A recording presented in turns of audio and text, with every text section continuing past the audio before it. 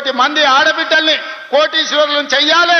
10 ఏళ్లలో నా లక్ష్యం అదే. నా జీవితంలో కోటి మంది ఆడబిడ్డల్ని కోటీశ్వరులను చేస్తా అని కంకణం కట్టుకొని బయలుదేరి మీకోసం కృషి చేస్తుంటే ఇవాళ మిమ్మల్ని చూసి ఏడుస్తున్నారు. మీ ఒకనాడు ఇంటాయనని బస్ కిరాయి అడిగే మీరు సాయంత్రం బెల్ట్ షాప్కి ఆయన మిమ్మల్ని నగదు అడిగే పరిస్థితి తెచ్చినా లేదా మా అక్కలు చెప్పాలని నేను అడుగుతున్నాను. ఇవాళ పెత్తనం మా ఆడబిడ్డల చేతి ఉంటే పిల్లల చదువులు ఉంటాయి, ఇల్లు బాగుపడుతుందని ఇవాళ మా అక్కల చేతుల్లో పెత్తనం పెట్టిన మాట నిజం కాదా? ఆనాడు అప్పుల్లో ఉండి 1,00,000 రుణమాఫీ చేస్తాని 10 ఏళ్ళు ముంచి రైతులను ఆగమాగం చేసి వేలాది మంది చచ్చిపోతే సంవత్సరం తిరిగే లోపు లక్ష్మీనరసింహస్వామిగా 25,55,964 మంది రైతులకు 20,617 కోట్ల రూపాయల రైతు రుణమాఫీ చేసి 2 లక్షల రూపాయల వరకు రైతులకు అప్పు విముక్తి కలిగించింది మన ప్రభుత్వం కాదా అని నేను అడుగుతున్నా.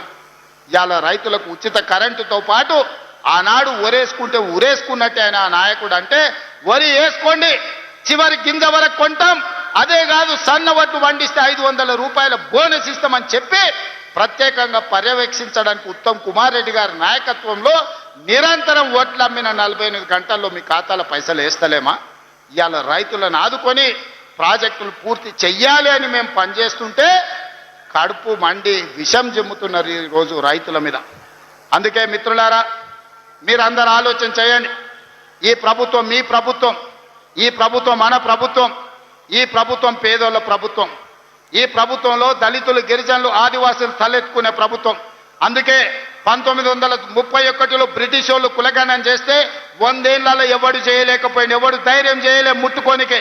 కానీ మీ సోదరుడుగా మీ రేవంత్ అన్నగా దేశంలోనే మొట్టమొదటి రాష్ట్రంగా ఉత్తమ్ కుమార్ రెడ్డి గారిని బాధ్యత ఇచ్చి దామోదర్ రాజనరసింహ గారిని బాధ్యత పెట్టి రాష్ట్ర దేశంలోనే మొట్టమొదటిసారి కులగణన చేసి 56.36% బలైన వర్గాలు ఉన్నారు అని లెక్క తేలిస్తే ఈరోజు విధిలేని పరిస్థితుల్లో నరేంద్ర మోడీ దేశం మొత్తం నేను లెక్క కడతా, బీసీల లెక్క తీస్తా అన్నాడు.